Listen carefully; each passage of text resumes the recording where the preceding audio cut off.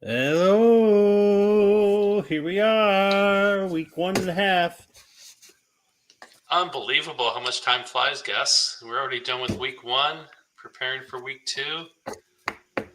I'm telling you, Marty, I think that when we're doing this, it goes even faster because Rob and I, we sort of have this conversation every single year. We feel like we're like all of a sudden, before you know it, it's going to be like week 8. Or you'll be like, what the heck? Like, I feel like we just started this. Where did these weeks go? And I literally feel, honestly, like we just started this and we're on the 4th episode and we're 2 days away from week 2 starting. Crazy.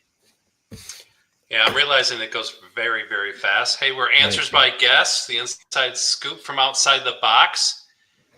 Hopefully you're seeing us on Facebook Live. They were having issues. If not, you can definitely go to YouTube, subscribe, hit your notification button so you know when we're going live.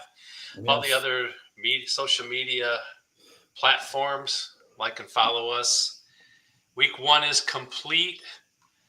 First, I just got to congratulate you. Your Packers destroyed the Lions. I guess maybe destroyed is a little bit strong, but they look very good. And you called it about the Packers, and that you felt the Lions may take a step back. At least they did for week 1. So congrats on that. Thanks. Did you burn your sweatshirt? Oh, heck no. I have to be a bandwagon fan. You know, I've got neighbors. I have neighbors that hang their Lions flags on Sunday. So, I gotta. Well, maybe after this season, you get a Packers sweatshirt and jump on that bandwagon because we're going to take it all. We'll see. It's early. It's week 1. I said last week, I mean, this is like 25% of the first 4 week equation. And in all reality, it's like what? 7% of the whole thing. So it really means nothing. It's not even 7%. It means nothing. And that's the title of tonight's show. It's episode 4. Are you ready for the roller coaster? Because as I'm sure we're going to get into, there were a lot of duds. There were a lot of studs in week 1. And you know what's going to happen in week 2. You're going to put the wrong guys in your lineup. So that's why you're here. And you'll be with us Sunday morning as well. So let's get into it. Yeah, absolutely. The good old ebb and flow, as you call it. All right. Let's go through the headlines at the Guest Gazette News and Notes. Week number 1, when you combine the week number 1 and add a full moon on top of that, you get panic and chaos, and that leads to craziness. So, headline number 1, the Ravens-Bills game. Josh Allen has a terrific comeback, throws for 251 yards just in the 4th quarter alone.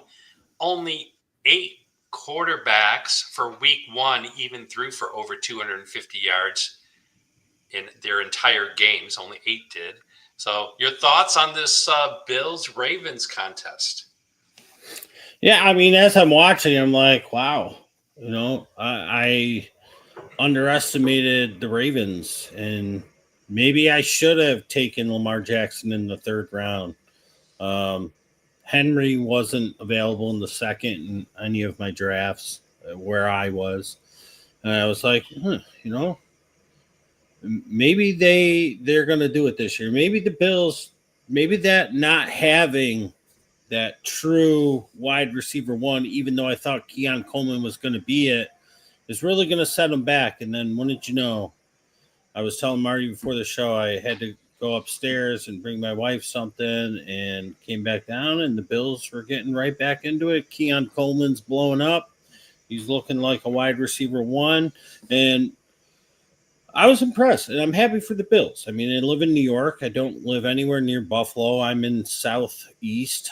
They are in the, I guess you would say, northwest of New York, the tip there, right next to Ohio. But I'm a Bills fan. They're the only team that actually plays in New York. So I was happy for them. And I'm happy for Bills fans. They've gone through a lot. I lived through the 4 boy I love losing Super Bowls of the Bills. So I liked it. It was good to see. Yeah, it was really good to see. Keon Coleman was very much questionable. One of the Bill insiders that I follow said that he was going to be out, so it wasn't the case. He wasn't doing a whole lot throughout the game, but then in the fourth quarter, all those Bill receivers exploded. So just added to the craziness of week one. And real quick, I heard on the radio today, real quick. I don't want to take up too much time. We got a lot to get through, I know. But I heard on the radio, somebody called in. They said I traded Tyreek Hill for Keon Coleman, and the radio host was like, well, that was a bad trade. And I'm thinking to myself, it might not be. I mean, on paper, yeah, it's a bad trade. And forget about week one, but just think about the fact of we've seen the Hill declining. Tua looks terrible. He's been looking terrible. Keon Coleman, he was a rookie last year, didn't really put it together for him. Early in the season, wasn't their number one when he was his first few games rookie, got hurt sort of towards the end. There's a shot. So I think this is something we should keep an eye on. This phone call into the radio station, I want to keep a little record of this, even in the back of my head and the back of your heads if you're watching this. Who does better? Does Keon Coleman truly emerge as a wide receiver one that I pretty much said in the preseason before week one, I liked him going into the season. Will he emerge as that true wide receiver one that they drafted him to be, that he didn't turn out to be last year? And will he outscore Tyreek Hill? Because I kind of think like that's a proactive trade. I don't think it's reactive to week one. And you could say on paper it's reactive. Keon Coleman had a big game. Tyreek Hill did nothing. But I think it's proactive because I think Coleman has some trajectory. He could be what the Bills need because as soon as he showed up, the Bills showed up. They came back and won. So we'll see. Yeah, good call. All right, panic and chaos craziness number 2. The Browns allow 7 yards in the second half to the Bengals, but they still lose. Now, you called it. You felt that the Bengals would win, but they were not going to cover. I think they were favored 5.5, if I recall. Yeah. So, again, just your thoughts on that. The Browns defense showing up. Again, last year, the Bengals started off really slow. And here we are, game number 1. They're starting off really slow again. What's your thoughts on this? To me, that's a crazy statistic right there because it's not like the Browns offense is terrible. I mean, they got their problems at running back right now. But, with Judy and with Tillman and Njoku and Joku, Fannin coming through. It's just like, you're not too bad. Flacco looked pretty good. So why was their offense not able to win that game? It's just surprising, especially when you only give up 7 yards in the second half. Yeah. Very weird. Interested to see what happens. Be interesting to see what happens with these teams moving into week number 2. Number 3. Now, we talked about this, and you thought this was going to be an exciting game. This is a game you wanted to see. I said, what a game. I'm going to get my pillow. This is going to be a sleeper. It's the lowest over under, but it turned out to be the second highest total. Yeah. After the Ravens and Bills. Right. This was something. I was so happy for Justin Fields. I was Aaron Rodgers just kept making plays. What a game, as you say. What's your thoughts on this Jets-Steelers first game? I had a feeling the over-under being so low was what made me so confident in the over. Because I feel like, Vegas knows what Joe Public likes. And when they put something so low like that and you're throwing out Aaron Rodgers, who his final game of the season last year threw 4 touchdowns, and now his first game of this season threw 4 touchdowns. But they don't remember that, Joe Public. Joe Public remembers Aaron Rodgers struggling for a Jets team with a terrible head coach and a terrible game plan. And they don't remember Justin Fields per se because all they remember is Russell Wilson became the starter after Fields was, as close to electric as you could get. He was 4-2 for the Steelers. He was just fine. And I just had a feeling these two guys going against their teams from last year, they were going to have a little bit of a fire under their butts. And both teams had enough offensive firepower to get it going. 36.5 was easy. Um, did I see it being both teams into the 30s, I believe?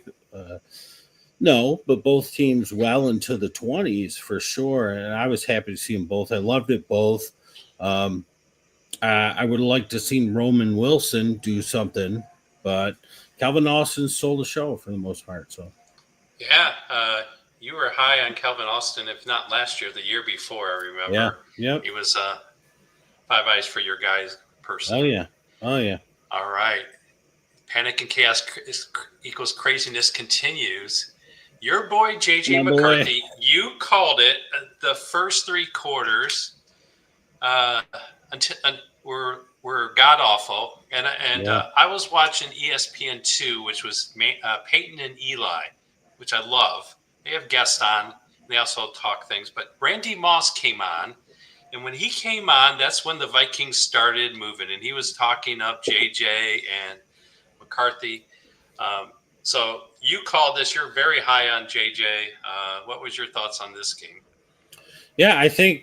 I still think it's a little bit hidden for most people how mobile he is. Like he did have the running touchdown.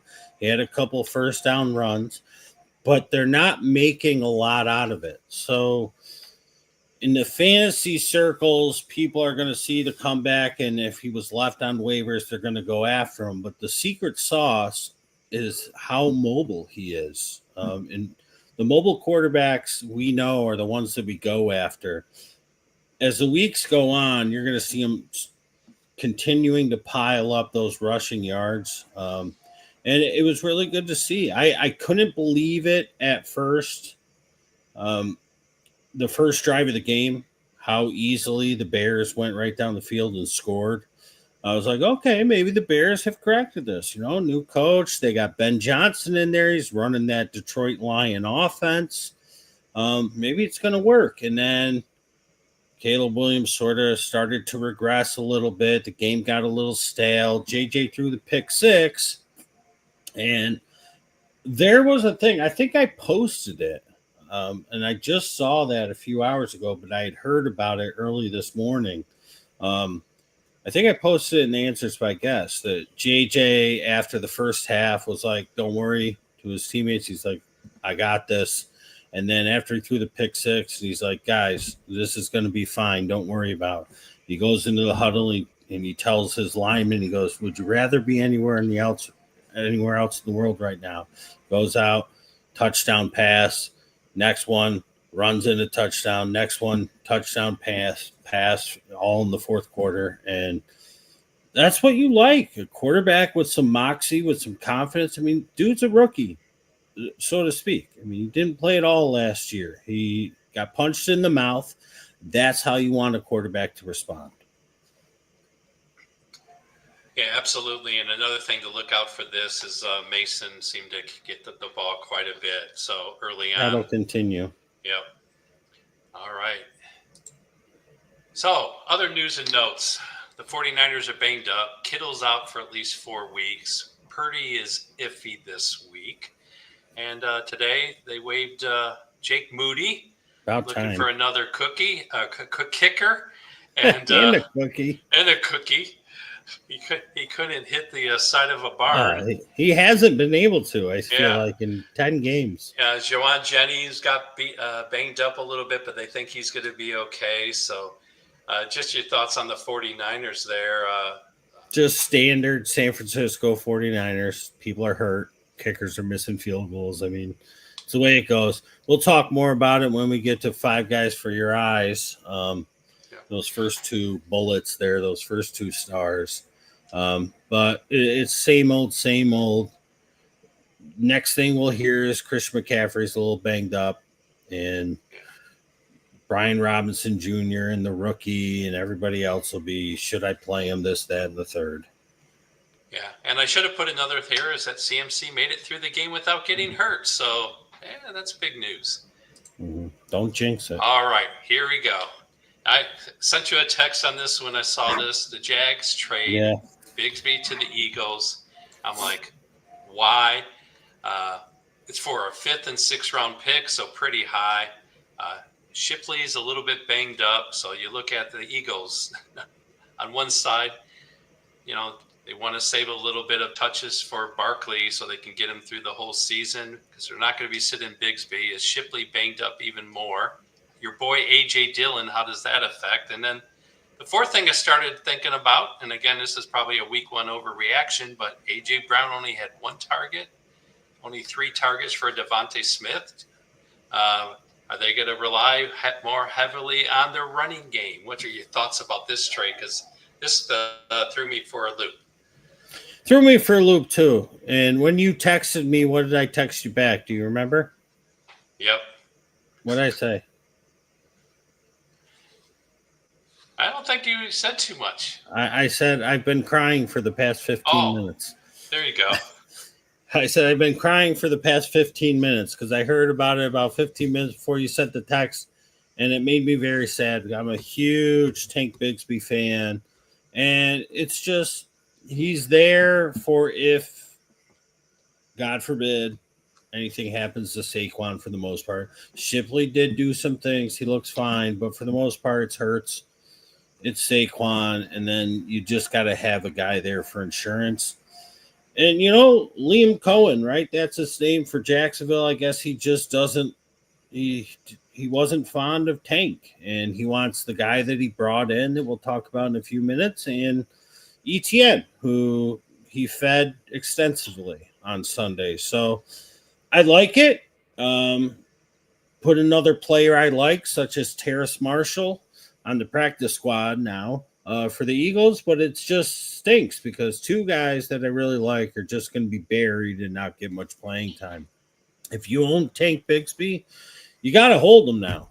You got to hold him because now he's got the Philly offensive line if anything happens to Saquon. So if you own him, you got to hold him. If he's out there, you can let him sit unless you got something rotting away on your bench, which probably should not be the case at this point in time. Yeah. And as far as A.J. Brown goes, I mean, we'll get into it in the next show, but as far as A.J. Brown goes, he'll bounce back. And they're playing against the Chiefs this week, so I'm sure that they'll need him.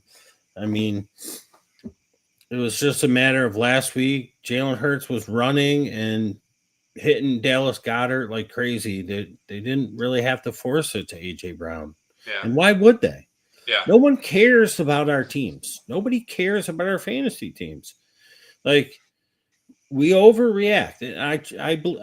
I understand. It sucks. You own A.J. Brown. You draft him in the 2nd or 3rd round, and he's get you nothing until 1 catch in the 4th quarter. But in reality, this is the reality.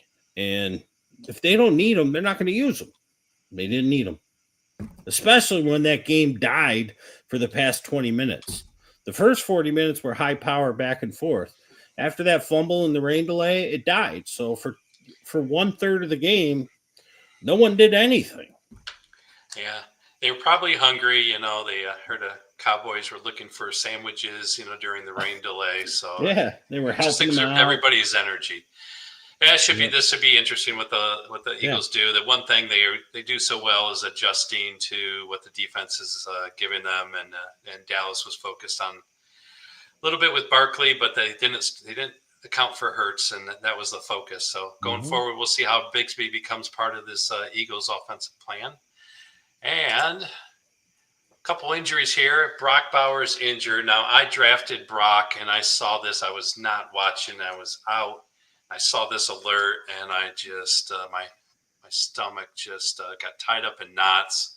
Then I thought, there's a lot of good tight ends out there that we've been talking about, so I'll be okay. And now, don't know how serious this injury is going to be. Maybe he's not going to miss any time, or maybe he'll miss the game. So your thoughts on this injury for the Raiders? They pulled out a win there in New England. Yeah, surprised me. I was completely wrong with this one. I thought New England was going to plaster them, was the words I believe I used, or at least a synonym of that. Yeah, they look good. Gino looked good. Pete Carroll doing the right things. Jacoby killed it. It was a guy I don't necessarily like or go after, and he did his thing. I would have liked Thornton to do some more things. We'll see as these weeks get going. But they're going to need Brock Bowers, and we'll see how the practice week goes. But I got a feeling he'll play this week. Great. And then one of your you mentioned it was going to have a really good game was Kyle Pitts, and Drake London got injured. Mooney was already out. Yeah. I don't know. They're not saying a whole lot about London's injury, if he's going to miss a little bit of time or not, but this definitely affects Atlanta. Going to see Bijan again catching the ball more and running, and he's going to be the one-man crew probably until they can shore up their receiving corps. What do you think about this Atlanta Falcons offense right now if London and Mooney are both still out? Well, they are playing, I believe, Sunday night against the Vikings. So he's got some time. And again, and I see some start sit questions coming in Tuesday. And Marty, you've been a fan of the show for almost as many years, if not all the years we've been doing this. What do we say? It's Tuesday. We can make a start sit call into Tuesday. A lot of things are changed. We could have Drake London and Brock Bowers being a little banged up on Sunday. This is a guy where you drafted him at the end of the first round, beginning of the second. And you're not really going to find out too much until if it's bad until Friday. And now it's a night game. So my advice with this is plan ahead. Make sure you have a wide receiver to fill in for him, which we should have with no bye weeks, because it's the night game. So if you have, I don't know who you would have because it's against the Vikings. So it's not like you're going to wait with Ty Felton or Jalen Naylor. And it's not like you're going to have Mooney and hope Mooney magically is good enough. Maybe he is. Maybe London sits and Mooney plays and you have both. I can't see a world that exists in, but I think it's far too soon. I don't think it's going to be too serious. If he misses a week, I wouldn't be surprised, but it's going to be a big game. We'll find out more as the week goes on. Yeah. Okay. Yep. We'll cup out. As you said, we have a lot of questions here. This one is from Scott. He says, I hope you had a great week. He got his first win under his belt. He has Ingram, who will probably not play this week. Who interests you on this list? So he's got Johnson, Fannin, Fryermuth, Strange, Jonnu Smith. Who do you like out of there? I know we're going to be talking a little bit about tight ends. Yeah. I mean, I think the obvious, the hot, the sexy answer is going to be Fannin. They have plans for him, as we saw. They use him quite a bit. And Njoku is often hurt. But he was one of their big draft picks. Head coach actually obviously has plans for him. He produced this past week. You got Flacco slinging it around. So he's a guy I guess you could go after. The problem is, as long as Njoku's healthy, you're going to be splitting time. They also have two really solid wide receivers in Tillman and Judy. Strange is a guy, obviously, a lot of people are high on him. I'm whatever on him. I think he's a fine tight end to have. I would prefer him as a backup, mostly because Trevor Lawrence just looks terrible. He continues to look terrible. How many people did he miss wide open and miss them bad? It's not like if you look at his stats for this past week and then look at Cam Ward's stats to speak of, Trevor Lawrence was missing wide receivers. His stats very similar to Cam Ward, but Cam Ward, his wide receivers were dropping the ball. If you don't have a quarterback that can put the ball on somebody, and this has been happening to Trevor Lawrence for like 3 seasons now, it's an issue. And I don't know if I could put up with that. There's a guy on this list. I don't want to, jump the shark before we get into it. But there's a guy in this list that is going to be a starter for the next 4 weeks. That's probably who I'd go after, Scott. All And he right. caught a touchdown last week. And all of his catches were incredible grabs. One falling to the ground, caught it basically off the dirt, pumped up, finally gets playing time. The fans loved him. The team loved him. You know who I'm talking about, Scott? Hopefully you're watching. You'll know in a few minutes. All right. Josue, should we keep Kraft or try for either Fannin or Johnson? 1 point No, PPR. you don't get rid of Tucker Kraft. You don't get rid of Tucker Kraft. No way. Come on, Josue. I'm not dropping Tucker Kraft for either of these guys. I gave you Juwan Johnson's name years ago before anybody knew who he was. Fannin is this week's sliced bread. Everybody loves him. Kraft is just the starter, and Love likes to throw to his tight ends. The offense is just a well-oiled machine. Golden, there was a little bit of an injury scare today, but he looked fine out there. Dobbs looked fine. They're going to be all right. Jaden Reed scored a touchdown, looked fine. They're going to be good. Kraft is who you want. You want this Packers offense. And they're playing Thursday night, and they're at home against Washington, so it should be a pretty good game. I'm keeping Kraft. All right. Keith, should I drop Josh Downs for Butte in New England? And then I'll answer that, and then we'll go to a second question. Yeah. Well, if you're talking about Keyshawn Booty, I'd be okay with that. I've never been a big Josh Downs guy. Rob will tell you.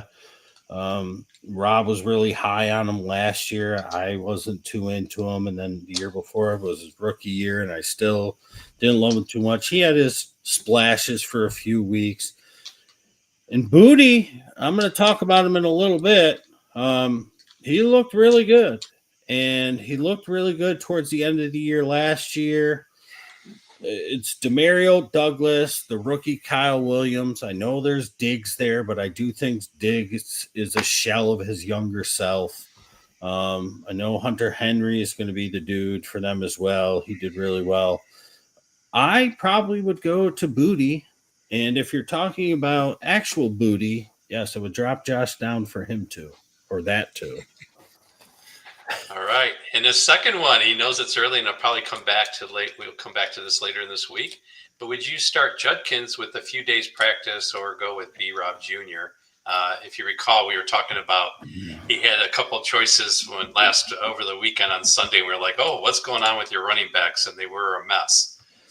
Yeah, I typically get into my main slate analysis and looking at the matchups and the statistical points and things like that Thursday, leading up to the Thursday game, then a little bit more on Friday, so that I got everything here for the Sunday show.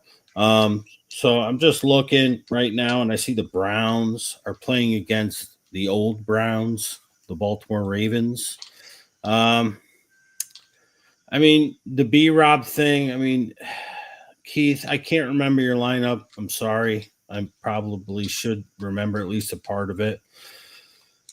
But if you're giving me between those two, I'm probably going to go with B-Rob because they're playing against the Saints.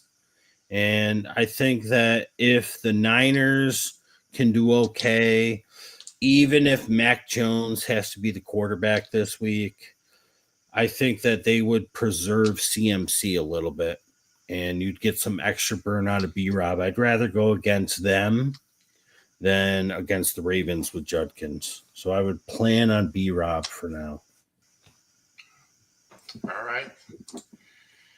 Josue, another question. He has Tyler Warren at tight end, but he has a tough matchup against the Broncos this week.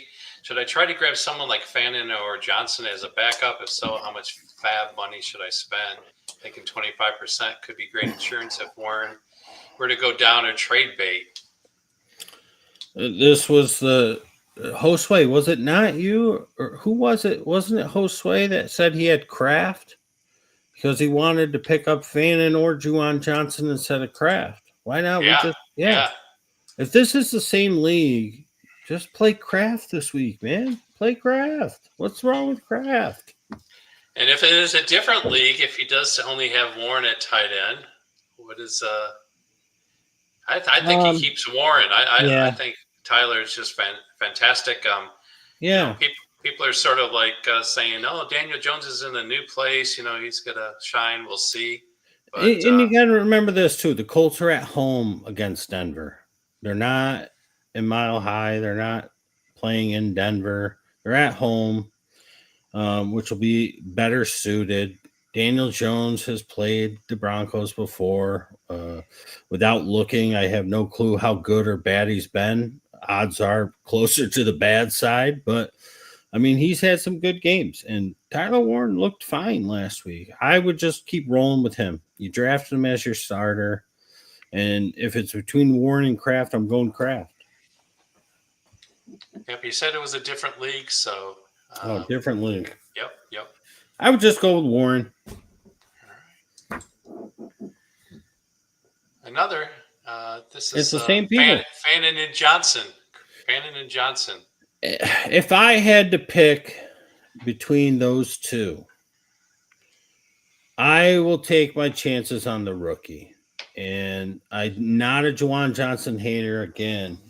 I've been a fan of his since the jump. It's got to be at least 4 or 5 years ago now.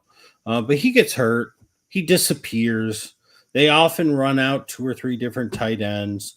And yeah, I know the Browns have 2 tight ends and Fannon's the second, but this is the head coach's guy, and Joku gets hurt often. So if this is a season-long question, it's definitely Fannin. I sort of like the name Finir better. It sounds very French. Finir. But I would go with him. I would just go with him. I know my ceiling with Juwan Johnson. I don't think I know it yet with Fannin. All right. So Chris has another question. Would you go after Gainwell, who had touched the ball a lot more than I thought he would A lot more in the game, or Judkins? Well, here's the thing. Gainwell was getting the ball a ton, and Pittsburgh wasn't looking so good. And then once they started getting the ball to Jalen Warren, they started to look good. I think they figured it out. We got to pass the ball to Jalen Warren. Once they started doing that, the offense started to click a little more. Judkins is the ultimate lottery ball at this moment, and we don't know what we're going to get. And he's in a 3-headed monster at best. But I would go with him because he has a better chance at being the starter. Gainwell's the 3rd running back on the team. And I think the rookie will get some chances as the season goes on too. Yep. So I agree with Judkins. Be patient, but Judkins should be getting the ball. Yes. All right. We have several other questions we'll bring up here. A few comments. Real quick, I just want to say Chris just commented to clarify it's off waivers. So he's probably talking about Gainwell and Judkins. And what that is, if it's off waivers and you're looking at it and they have them ranked or stacked, that's people stat chasing because Gainwell had a lot of stats and he was getting those early on. But if you pay attention to the game and the usage, that went away once Pittsburgh realized we needed to do something better. And we don't know what we have with Judkins, so the ceiling is unknown. You go with him. Go with him. All right. Just a comment when we're talking about Coleman and Tyreek. Jeremy says Coleman's will outscore Hill, so he's agreeing with you. I think he might. All right. Sean says, almost sat Fields and Wilson, but decided not to at the last minute. Thank God. Yeah, man. I said it in the preseason video. I drafted Fields. I got him in 2 leagues. I love him on this Jets team. The Jets, finally, Justin Fields is playing for a team that wants him to be there and appreciates him. He never had that with Chicago. They ran him out of town for the the dream of drafting Caleb Williams first, and then Pittsburgh just was like, yeah, we're 67%, 4-2, but we're just going to put Russell Wilson in. The Jets are like, we're happy you're here. What can we do to help? And I think it showed week 1. Garrett Wilson, yeah, man, yeah. Josue says his only quarterback is Caleb. Tua, no thanks. Rodgers, Young, Daniel Jones, Flacco are on waivers. Should he pick one up? Should he stash Dart? I'm not going to stash Dart. I think that Winston will get a chance before Dart does. So if Winston gets into play for whatever reason over Wilson, maybe that's when you think about a stash. I guess off that list, I mean, take a shot with Rodgers or just continue to ride it out with Caleb and just hope he fixes it. Because the Daniel Jones thing, like, I'm not going to overreact. I would like it to continue, but he's playing against Denver this week. And although it's in Indy, it's a lot tougher matchup. And Flacco is fine. He would be probably one of the 2 old men, Flacco or Rodgers.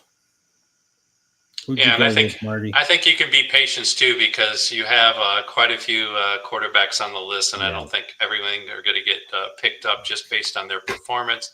You have people like Rodgers. People are a little bit excited about Daniel Jones, but yeah, I think they're maybe there. Maybe give it some time. But another person started off. You're high on him. Guess is Bryce Young. Terrible in week 1, but. Let's see what he does. He's got some injuries, but I think they'll pull it together. So maybe you stay a little patient there, Josue. But if not, I would say probably take Rodgers and see what happens. And the other thing, if you just look at that list, right, who has the best weapons out of all of them, including Caleb? I would say Caleb has the best weapons. He's in Ben Johnson's offense. They look good on the first drive. He had a couple bad throws. Then they got ransacked by the J.J. McCarthy phenom that he is, the phenomenon. So you drafted him 1 week. We're not dumping him.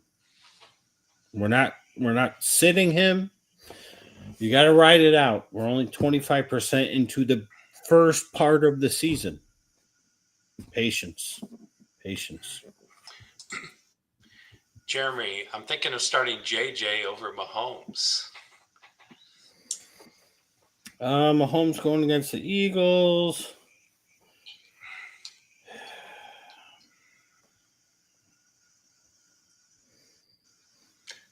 Vikings at home against the Falcons. Yeah. I don't hate it. JJ homecoming. First game after that comeback.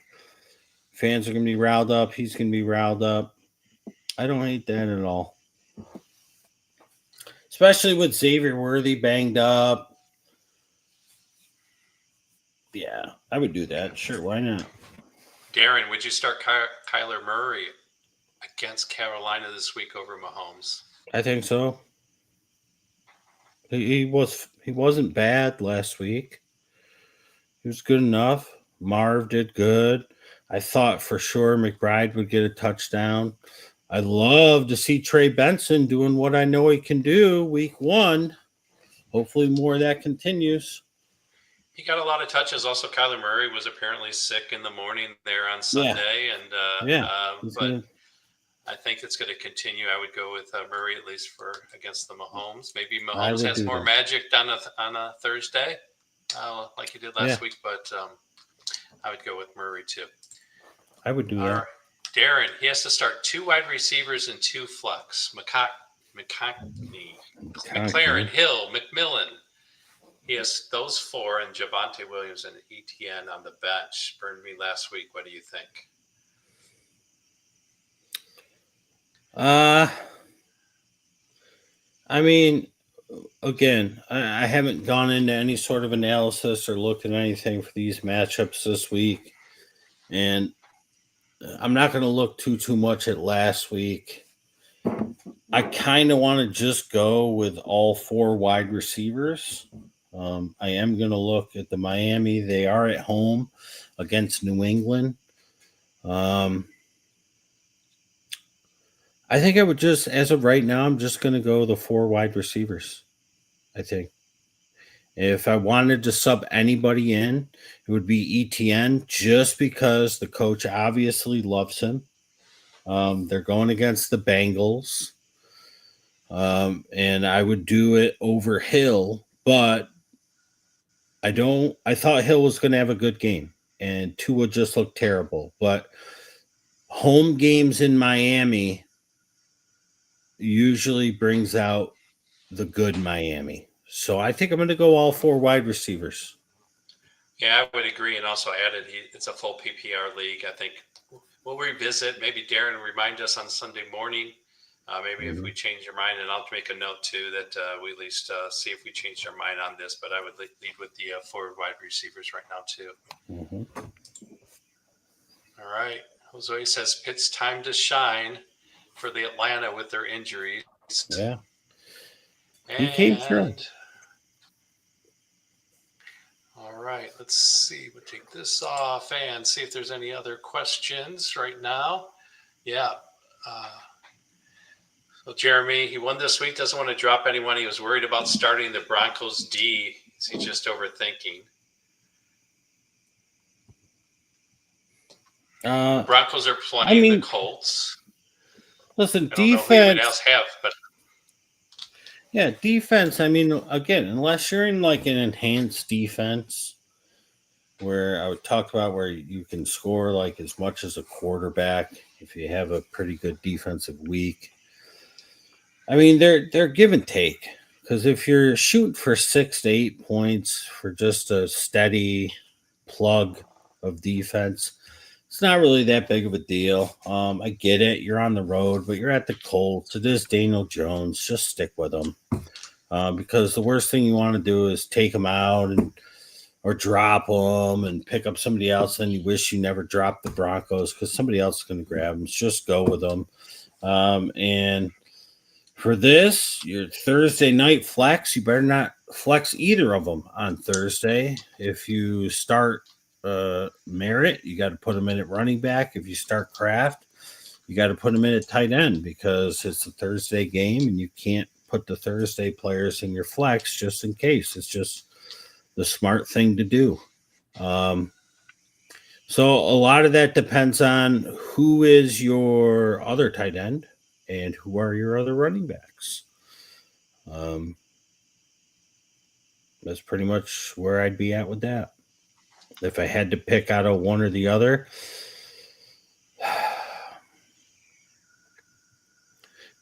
I'd probably go with Kraft, if I'm being honest. I know my boy JCM looked really good. A lot of that's going to depend. Are they going to make Chris Rodriguez inactive again? Or are they going to put Chris Rodriguez in this game and maybe make JCM inactive or somebody else, which I don't think they're going to want to do Jeremy McNichols. Because a lot of times, and I talked about this a couple times, at least last season and years before, teams will make a guy inactive on Sunday because they know they have a Thursday game coming up and they want him fresh. So it could have been, they could have been looking at, maybe we want Chris Rodriguez on Thursday, so let's make him inactive. Let's see what we can get out of JCM going against the lowly Giants. And then when Thursday comes, we've got Rodriguez fresh. So we got to wait and see how that's going to shake out. I would go with Kraft. I love JCM. But I would just go save money. But again, who's your starting tight end and who are your running backs? Tight ends, McBride, Barkley, and Chase Brown. All right, so it's between these guys. I would go Kraft. To me, it's just a little safer. I mean, Green Bay, I don't want to put too much heart into it. They typically struggle against speedy, scatback type. Eckler isn't really that anymore, but he could be. They also struggle against speedy quarterbacks. This is just habitual with them. Doesn't matter the coach, doesn't matter the players. Michael Vick always gave him problems. And I mean, Jaden Daniels is that guy. Jaden Daniels could do a lot of damage, and I'm worried about him Thursday. I would go Kraft. I just think it's safer. I think he gets a touchdown. All right. All right, Antonio. Washington or Philadelphia this week? I'm going to go with Philly against the Chiefs. I'm not going to say that I like Washington against my Packers. It's a little bit with my heart, a little bit with my head. I'm going to go. I think that game could be relatively high scoring. So I'm going to go with Philly because the Chiefs are hurting. They got a couple guys. We'll talk about at least one of them in a little bit that I was surprised and pleasantly surprised to see. But I'm going to go with Philly. Yeah, I think that's a great call. Kansas City's running game is just, don't know. They're going to be dumping passes, and we'll talk a little bit more about KC in a little bit. In the first part of that, where he says Sunday he woke up and the show was on, he didn't know. Antonio, I tagged you in the preview post that said we'll be live at 9 a.m. Eastern on Sunday. And I tagged you in the live when we were live. I did at everyone at Antonio.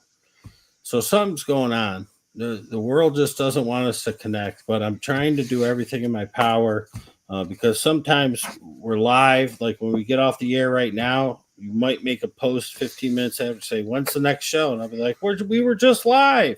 So I don't know what's going on. Hopefully you're watching this. If you are, go with Philly, I'd say. All right. Tons of questions. I decided to get through as many of them as I could. And we got 5 guys for your eyes, so we're going to get right to it. Number 5, Bashal Tootin. It's number 5 man, Jacksonville running back, and they're playing the Bengals this week. This one is what you call a layup, and I'm doing underhand layup. I'm not even dribbling and shooting normal layup. I'm underhand because it's so easy. I feel bad, Marty, when I do a 5 guy for your eyes that is not only a player that people know about or are already looking at or thinking about, but I had to put him on the list, and this is why he's at 5. Because if for whatever reason people didn't know Tank Bigsby got traded, I mean, this just elevates him. He's the number 2. The coach obviously loves him. The coach drafted him. He loves ETN, but Tootin is now the number 2. So there's no Tank to worry about. So if he's out there, which he probably might not be, but if you're in a shallow league, he's out there. Or he didn't do anything crazy. He's somebody that you could go trade for at the moment because I do think their RB2 is worth a roster spot as we've seen in years past. Yeah, for sure. ETN had a great start, but he has had leg issues throughout the season. Yep. So I think it's a great call. Number 4, Kayshon Boutte, New England Patriots wide receiver, had a terrific game against the Raiders. They play in Miami this week. Yeah, this is because what I'm doing here at number 4, Marty, is I'm kind of letting everybody know that even though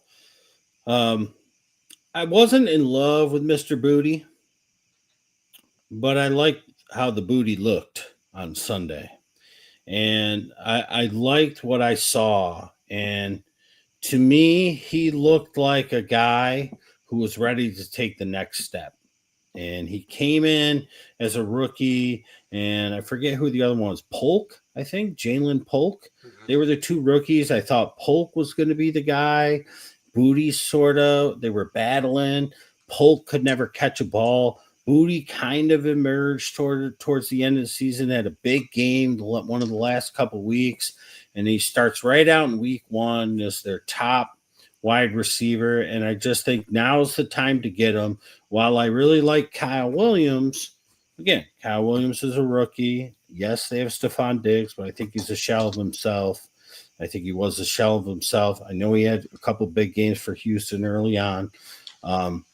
But aside from that one game where he had like 2 catches and the 2 touchdowns, and then he got hurt, he hasn't really done much, I feel like, in a couple of years. So I think Booty is a guy that we saw Drake May really sort of lean on him. Demario Douglas is going to be that little underneath guy. Hunter Henry over the middle. I think Booty is somebody that you probably could get pretty cheap today if it's an auction waiver wire ad. All right. Quick question from Chris: Tootin or Judkins? This one's tough. Judkins, 3-headed monster at the very least to start. Could be up to 4, if we're being honest. He also hasn't really practiced really at all, so we don't know how soon he's really even going to be game ready. But he has what it takes to be their number 1. He was drafted to be their number 1 and fill the shoes of Nick Chubb. Tootin is a solidified number 2. And as you just said, Marty, ETN gets hurt often. So if you have the time to stash, I think you would be smarter to stash Judkins. And as long as you have 3 solid running backs ahead that you could play with and be okay with somebody else in case Tootin makes that extra splash, and time to wait, because I think that it could be early, but I think that right around week 3 or 4, we might be able to see what Judkins can really do. All right. Number 3, Tyler Johnson, Buffalo Bills running back. Now, you're going with 2 Bills last week. You had no wide receiver. You got the wrong Tyler Johnson. Oh, I do? You got the wrong Tyler Johnson. You are thinking, I think, you are thinking Ty Johnson. I'm going Tyler Johnson, wide receiver for the Jets. Oh. We talked on Sunday. I should have asked about that. I should have asked about this pre-show because this was bothering me, and I'm like, why are you going with you were big on the. All right, well, that's okay. We can. This is Tyler Johnson, wide receiver for the Jets. We said on Sunday, and we might even mention it last Tuesday or Wednesday, whenever it was. There's Garrett Wilson and there's no one. Tyler Johnson, I absolutely loved him as a rookie and even a second-year guy for the Bucs. And he was cast away when Jalen McMillan splashed last year, and although he's injured, and then they drafted Ibuka. They cast away Tyler Johnson to the Wolves. And the Jets picked him up, and they used him early and often. Justin Fields was really looking for him, really getting him involved. I think that he is the perfect wide receiver 2 for the Jets. And I think it went unnoticed by many how involved he was. And he's got skills. He could have been very good for the Bucs. However, he was always that number 3. And he never even really got a chance to be the solid 3 because they were throwing in guys like, what was that Scotty guy, the white dude? Oh, yeah. They were throwing him in. They were throwing other guys. It was always Godwin and Evans. They were the only ones getting love. Tyler Johnson's hung around. Then they get McMillan. He kills it. And even though the guys get injured, Godwin, they bring in Sterling Shepard, Baker's buddy, and Tyler Johnson never really gets any burn. Then they draft Ibuka, and they let Tyler Johnson go. And the Jets signed him. He's a perfect wide receiver 2 for this team because he doesn't have to be the man. He doesn't have to be the man at tight end because they got Mason Taylor. He doesn't have to be the man because they got 2 good running backs. They got Garrett Wilson, who's a bona fide top 5 wide receiver in the league. This guy is a perfect bye week fill-in if you are looking. And I would bet He'll probably go unclaimed on waivers. Just put your eye on him. If you're suffering some injuries or things go south this week, hopefully you can grab him before people start to notice, because I'm not sure many people noticed how good he looked in the Jets uniform. And it's Tyler Johnson, wide receiver for the Jets, not Ty Johnson, the Bills running back. Yeah. Okay. Tyler Johnson, wide Does it receiver make sense Jets, now? playing at the Bills. It does. I forgot to ask you about that because I was really puzzled. And I'm sure. I'm like, okay, he was already big on Ray Davis. Now he's going Ty Johnson. What? Okay. So, New York Jets wide receiver, Tyler Johnson at number 3. Number 2, Jake Tonjes. Tight end, 49ers. Obviously, we mentioned it up at the top. Kittle, out for 4 weeks. A little banged up with Jawan Jennings. Yeah. So, what do you think about Jake here? I mean, do yourself a favor. If you didn't see any, if you don't have Red Zone or you don't watch the Niners game, just go on YouTube. It's got to be on there. Just look at his catches. He didn't have them until a little later on. I mean, Kittle got hurt, second quarter? But once, what's his face? Purdy started throwing him the ball. Purdy had a bad throw to him, and he dove to the ground and caught it. It was an amazing catch. Then he threw to him again. Then he got a touchdown where he had to go up and really grab that ball. And he was pumped. The whole sideline was pumped for this guy. He's a third-year tight end. And Kittle's going to be out the next 4 weeks. They put him on IR today. Tonjes is your starter. And if Purdy's out, their backup quarterback's Mac Jones, who was Mac Jones practicing with all offseason? Jake Tonjes with the second team. They have a relationship. It's if you are in tight end, whatever, or if you are a Kittle owner, this is the guy you need to get. Let everybody else, especially if it's fab budget, let everybody else spend their money on Fannin or Strange or Juwan Johnson or whoever they want to go after, the Wonder Breads of the week. You go after Jake Tonjes, you get him cheap, you get the Kittle fill in, and he's going to have a quarterback that's going to look his way because Purdy was already looking his way. He loves throwing to Kittle when he's there. He likes the tight end. And if it's Mac Jones is going to throw the ball to him because they were practicing together all offseason. And he looked like a guy. That's why I really like Baker Mayfield. And that's why growing up, my favorite player in the NFL is Brett Favre. Just guys that have fun playing the game. Tonjes just looked like a kid out there, like so happy to get his first catch, his first touchdown, and everybody was happy for him. And the catches he made were amazing, excellent catches, not easy catches. And he made them all, didn't drop anything. And I didn't know who he was until this week. But I got my eyes on him, and so should you. All right. And number 1, drum roll, Tyquan Thornton, Kansas City Chiefs wide receiver. And, of course, if we talk, Chiefs are playing the Eagles this week. We all watched this game. Yeah. We all watched this game, right? Everybody was watching this game. It was the second game of the season. Everybody was watching. How many times did Patrick Mahomes throw the ball deep to Tyquan Thornton and just overthrow him? And then finally they connected on one. It's going to happen. It's going to happen. This guy had skills for days and just never put it together for the Patriots. Now he's with Andy Reid. He's got Mahomes chucking him the ball deep. He's got Rashee Rice out for at least the next 5 games, including this one against the Eagles. And Xavier Worthy's hurt, and he's day-to-day, more likely week to week. He could be their top wide receiver. I know they got Juju, and they got other guys they could sprinkle in here and there, but Mahomes was looking at him from the first quarter to the fourth quarter, and he missed them 3 balls, probably 5 feet in front of him.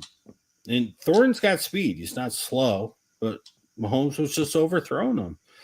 And finally they connected on a big one. And I think that he's in that Rashi Rice role.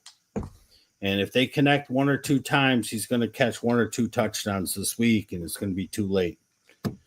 So it's a rental for 5 weeks, but guess what? Bye weeks start in week 4, right? Or 5. One of the two. Might be 5 this year. 5. Yeah. Yeah. That's a good call. He give him another week. Maybe he's going to be a little bit more comfortable able to throw that deep ball to Tyquan, because all he was doing was dumping the ball off to Hollywood. Hollywood had 9 catches for 50 yards before that scramble, Hail Mary, 49-yard catch at the end. But this will be interesting. We're a little soured on Mahomes, I guess, with some of the other quarterbacks. But if he's hitting Tyquan, could be a big game, high-scoring game between the Chiefs and the Eagles for sure. Yeah. All right. 4 targets. I'm looking. 4 targets, 2 catches. One of them was 38 yards. The other 2 were also 30-plus yard passes that sailed over his head by 5 feet. So they are trying to hit that deep ball to Thornton, and they'll hit it. They'll hit it against the Eagles' young and depleted secondary this week. Yeah. All right. It's the bridge bonus, and you can call this a slice of bread. I was telling you guys last week I was flipping a coin, and I went with Torrey Horton, who I think still going to be on that Seattle field. Right. Harold Fannin Jr. Okay. The reason I was flipping the coin is I live 30 miles from Bowling Green State University, and I thought I was going to go with him, but I thought, the Browns, they're probably going to hold back on him. He might get a couple, plays in there to rest, but he's not going to do much. And I'll stash him and give him as my bonus for week 2. But this guy played in the slot, played in the tight end position, played fullback. And I can tell you, when these veterans trust somebody, especially, it doesn't matter if it's a rookie or not, and get comfortable with them. And as long as Flacco's quarterbacking, they're going to find a way to get this guy a ball. He is fast. He's 6'4". He broke a ton of Mid-American Conference records last year. He was drafted 3rd by the Browns, so the Browns really like him. Anyway, Harold Fannin, yes, could be a slice of bread, but I think the way the Browns are going to be using him and their confidence in him as a 3rd-round draft pick, he's going to be all over the field. And Njoku sometimes will get hurt, get that little calf injury. Yeah, might have to sit him and again, we're still iffy about what the Browns are going to do in the running game. So Harold Fannin Jr. is my bridge bonus, my slice of bread of the week. So here's at least 2 things. One, now I understand why you said you were kicking yourself all week, because you flipped the coin.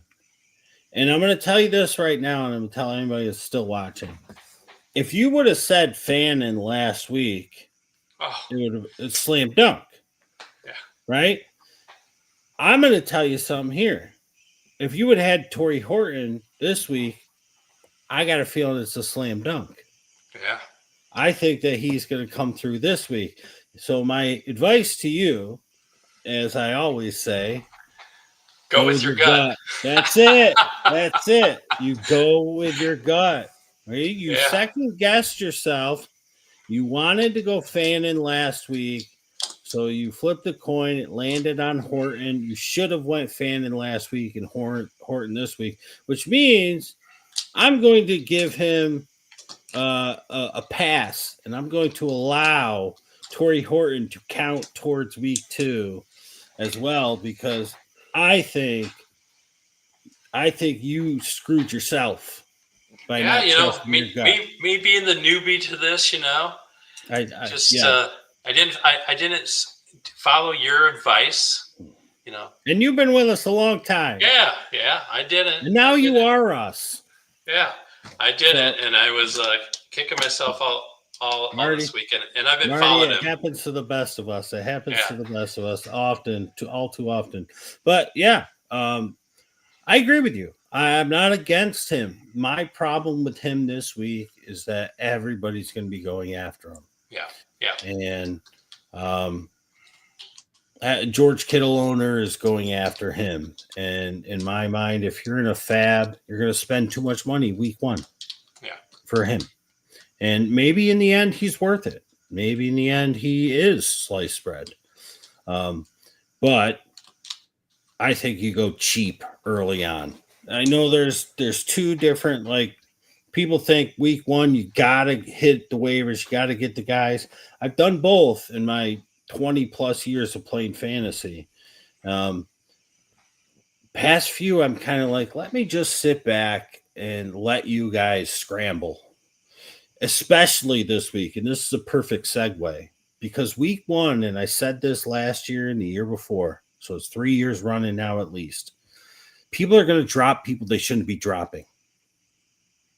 And one player who I already saw get dropped, because you can drop guys on your bench in the leagues I play in.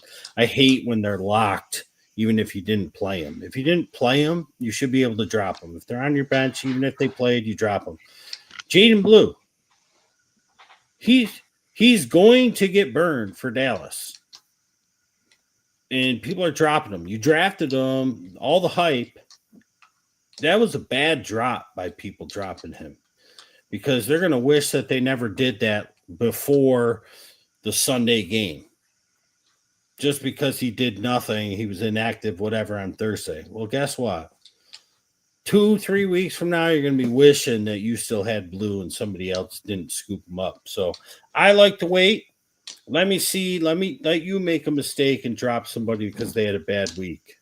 I'll pick those guys up Thursday morning, and I'll have a nice week after that. So I like to sit back, but it's each their own. If it's somebody you need to get them, and word of the wise, what should you have done, Marty? Go with your gut. Go with your gut. That's it. Whatever And your I think gut tells you. ABG family. I think if unless you want to overspend, maybe you're higher up on the waiver list this time, and you can get Fannin, great. But I don't think you want to overspend. I think Gus gave you a great number 2. Jake Tonjes could be a guy that's gonna give you some burn early on, and you got him for 4 weeks. Yeah, I mean, you got at him least 2, 3, 4, and 5. Yeah. All right. Well, Guess game not bad. Week. I said it would be an hour. We got a Thursday game to get through, and we'll probably be hour 15. So we didn't do too good. All right. We talked a little bit about it. The Commanders versus the Packers. Packers favored by 3.5. Over unders 48.5. Perfect weather in Green Bay in September. So who we starting? Who we sitting? Who do you like in this game? Well, I said that I felt like the Lions were going to have a little bit of a setback this year without Ben Johnson. I said I feel like Gene Daniels going to have a little bit of a setback this year. I had very high confidence the Packers would beat the Lions. I do not have very high confidence that the Packers are going to beat the Commanders. In my lifetime as a Green Bay Packers fan, I have seen them do things like they did on Sunday and then come back the next week and look like a completely different team.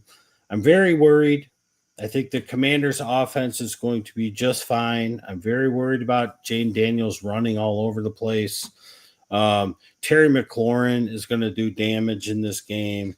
He was still using Zach Ertz. I really want Ben Sinnott to get in there and do some things, but Zach Ertz just won't sit down. That old man won't sit down. And they got the ancillary pieces. Debo scored a touchdown late, so they'll get him involved. Debo always kills the Packers his whole life. So I'm very nervous about this game. If I had to pick a winner, I'm picking the Commanders, unfortunately. And if I'm just betting, it's 3.5. I'm definitely taking the Commanders, because if Green Bay wins, it's going to be by 3 or less. This is going to be a very, very tough game. I know it's at Lambeau, but I do worry for the Packers. I think it's going to be high scoring. I think it's going to be a high scoring game. 48.5 says that. So I think you continue for the most part with the lineups that you had last week. If you, for whatever reason, started Jaden Reed last week, well, you continue to start him this week. If you're in a really deep league and you had to play Romeo Dobbs last week or Matthew Golden last week, you continue there. Josh Jacobs, obviously, fine with Tucker Kraft. And again, McLaurin, Debo. So I'm throwing all my guys in here. I have no sits whatsoever. The running back situation, we have to wait and see because I worry. I don't know why they would, but I worry that they'll pull a different type of inactive. I think it would be the stupidest decision after JCM's big game on Sunday to make him inactive. But a lot of times teams like to make a guy inactive on Sunday because there's a Thursday game coming up. JCM is better than Rodriguez. So continue to make Rodriguez inactive would be my bet. If they do that, I'm fine playing JCM. But we have to wait and see. Yeah, definitely. Should be a great Thursday night game. Mm-hmm. And all right, this is quick fire here. Oh, here we go. ABG 3P, proposition preparation and preferences, quick fire round. I like it. Jaden Daniels over under 240 passing yards. Over. Josh Jacobs over under 75 rushing yards. Over. JCM over under 60 rushing yards. I'm going to say under, and I'm going to say 58. All right. No push, huh? Nope. Just under. Jordan Love over under 190 passing yards. I really want to say under at 188.